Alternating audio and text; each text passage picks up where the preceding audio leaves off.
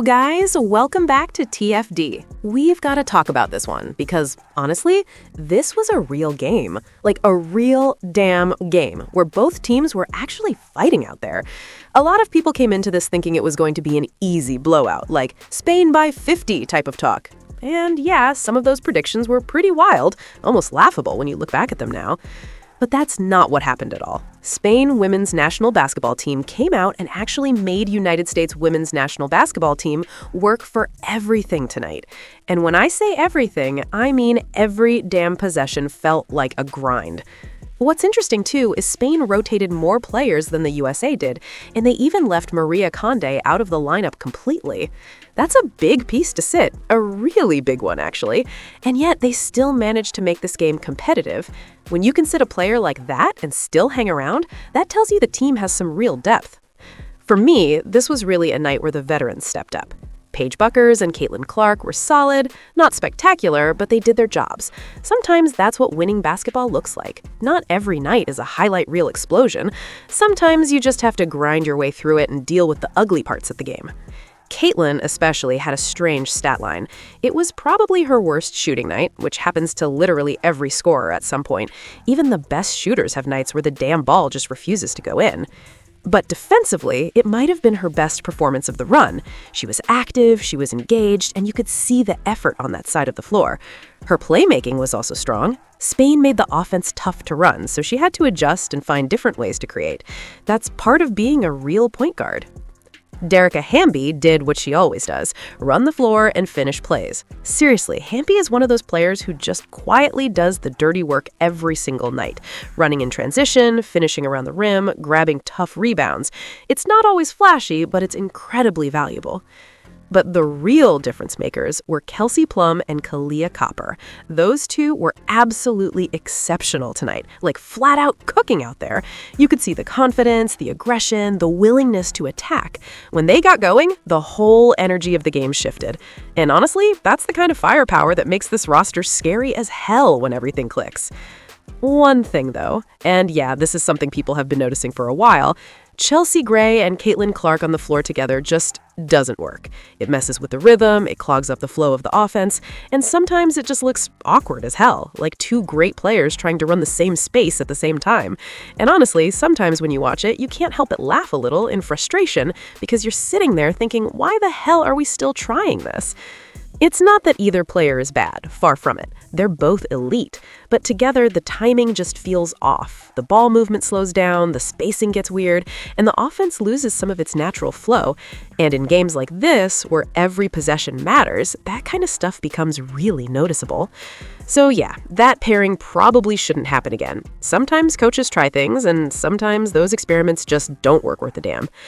But overall, this was still a strong win and a really competitive game. Spain made it tough, Team USA had to grind it out, and we actually got a real basketball battle instead of the blowout some people were predicting. And honestly, games like this are way more fun to watch anyway. We've got to talk about this because, honestly, this should surprise absolutely nobody. Caitlin Clark has officially been named the MVP of this group stage. And if you watch the games, you probably saw it coming from a mile away. When you actually look at the numbers, it was pretty clear. Clark led Team USA in total points, she led in assists per game, and her overall efficiency throughout the tournament was right at the top. Even the plus-minus numbers were heavily in her favor for most of the run. When you stack everything together across 5 games, it becomes really hard to make an argument for anyone else. And that's the key point here.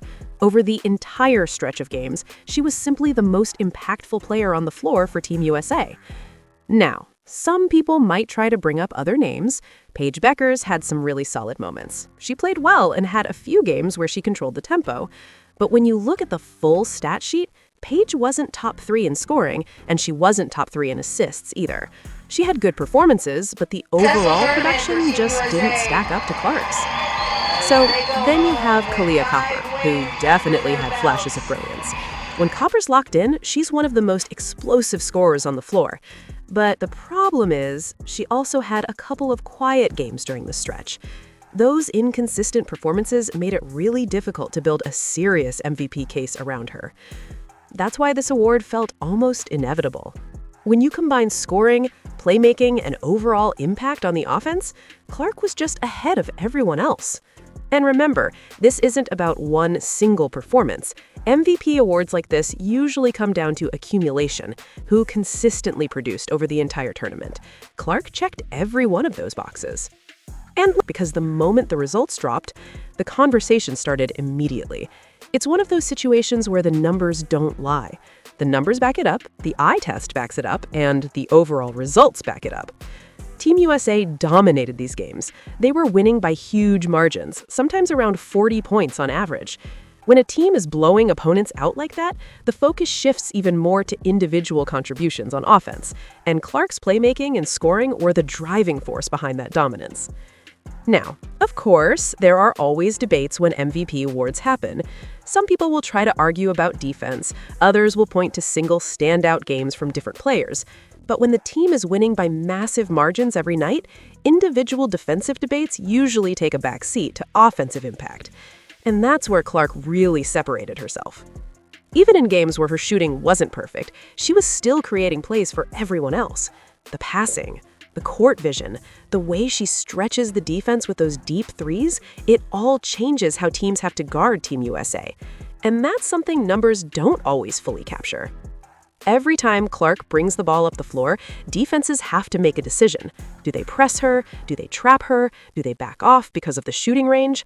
That kind of pressure opens up opportunities for everyone else. It's part of the reason why players like Kelsey Plum were able to find scoring opportunities during the tournament as well. When Clark's running the offense, the floor spacing changes completely. Now, another interesting thing about this MVP moment is the context around it. Clark is coming off a long break from competitive basketball. By most estimates, she hadn't played at this level for around 8 months. That's a long time away from the game, especially for a player whose style relies so much on rhythm and timing. And yet, she came back looking sharp. In fact, physically, she looked quicker and more comfortable than she did before. A lot of people noticed that she slimmed down a bit compared to last season, and that actually seems to fit her style of play better. She's moving well, she's pushing the pace, and she looks confident attacking defenses again. That's a big sign for what's coming next. Because the reality is that Clark isn't just an effective player, she's one of the most exciting players in the world to watch right now.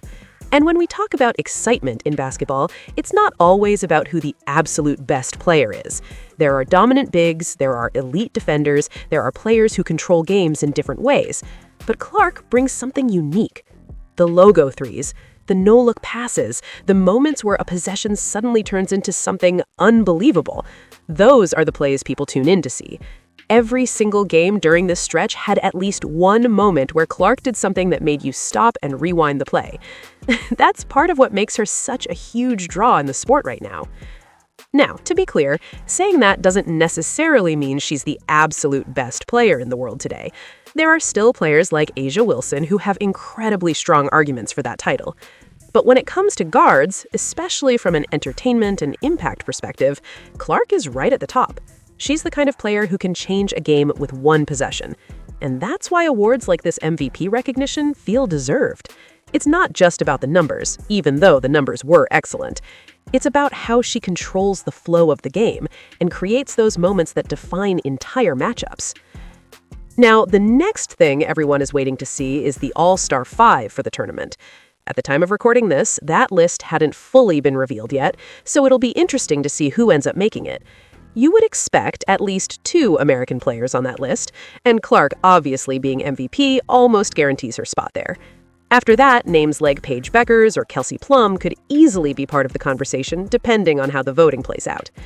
But regardless of who makes that final lineup, the headline of the tournament is clear. Caitlin Clark came back after months away from competitive play and immediately took control of the tournament. That's impressive.